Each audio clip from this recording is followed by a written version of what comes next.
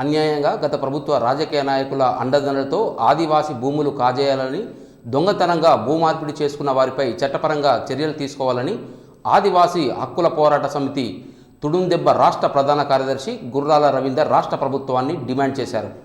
ఆయన బాధితులను కలిసిన అనంతరం జగిత్యాలలో విలేకరులతో మాట్లాడుతూ గత ప్రభుత్వ హయాంలో స్థానిక ఎమ్మెల్యే అండదండలతో మండల స్థాయి నాయకుని ఆధ్వర్యంలో రైకల్ మండలం బోర్నపల్లి గ్రామంలో 177 సర్వే నెంబర్లో ఆదివాసీ జాడి భీమయ్యకు చెందిన 7 ఎకరాల భూమిని అదే గ్రామానికి చెందిన గుడిగిల్ల సత్తయ్య అక్రమంగా రెవెన్యూ అధికారుల నుంచి మజ్జిక చేసుకొని 2018లో ధరణిలో భూమార్పిడి చేసుకున్నాడని ఆరోపించారు.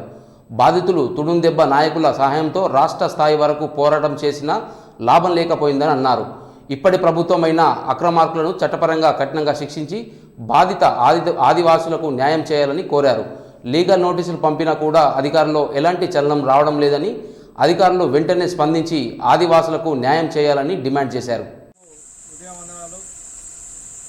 దాదాపు గత 2018 మొదలుకొని ఇప్పటి వరకు కూడా ఆదివాసుల భూములు పరిష్కారం కాకపోవడానికి గత ప్రభుత్వం చేసిన నిర్వాహకం, దానిలో భాగంగానే ఏదైతే మేము న్యాయబద్ధంగా ఇవాళ ఈ భూముల కోసం కొట్లాడిన పిదప ఇవాళ గత ప్రభుత్వం పూర్తిగా దీన్ని నిర్వీర్యం చేసి ఆదివాసులను బొందలగడ్డ చేసే ప్రయత్నం చేస్తూ ఉంది.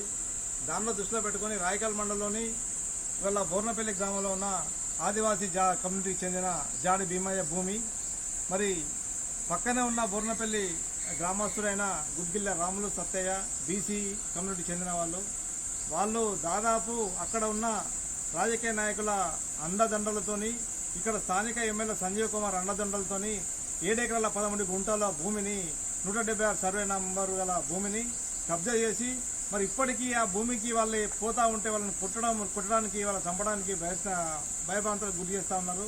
దాన్ని దృష్టిలో పెట్టుకొని గత ప్రభుత్వంలో ఎస్సీ కమిషనర్ ద్వారా కూడా పోతే వాళ్ళకి అనుకూలంగా, అప్పటి ఎస్సీ కమిషనర్ వాళ్ళకి అనుకూలంగా ఉంది కాబట్టి వాళ్ళ అనుకూలంగా తీర్పునిచ్చుకొని వాళ్ళ కలెక్టర్ గారిని, వాళ్ళ ఆర్డీఓని, ఎంఆర్ఓని అందరూ మేనేజ్ చేసి వాళ్ళ మా ఆదివాసీ కమ్యూనిటీని, ఆదివాసీ జాతిని ఇబ్బంది పెట్టే ప్రయత్నం చేస్తాము. దాన్ని దృష్టిలో పెట్టుకొని మేము ఏదైతే మాకు న్యాయం కోసము ఇవాళ మా న్యాయ సలహాదారుడు ఇవాళ గౌరవ చక్రపతి కిరణ్ కుమార్ గారి ఆధ్వర్యంలో దీనికి సంబంధించి లీగల్ నోటీస్ కూడా జారీ చేయడం జరిగింది కలెక్టర్ గారికి.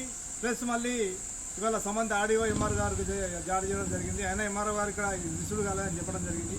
దాన్ని ముందుకు తీసుకుపోయే విధంగా ఈరోజు అనగా ఇవాళ 26/4/2024 రోజున మళ్ళీ రిసీవ్డ్ కాపీ తీసుకోవడం జరిగింది. ఏదైతే ఈ ఆదివాసీ కమ్యూనిటీ చెందిన భూమి సరైన రీతిలో గౌరవ ముఖ్యమంత్రి రేవంత్ రెడ్డి గారు ఎంక్వైరీ చేసి వాళ్ళకి అప్పగించే విధంగా ప్రయత్నం చేయాలి.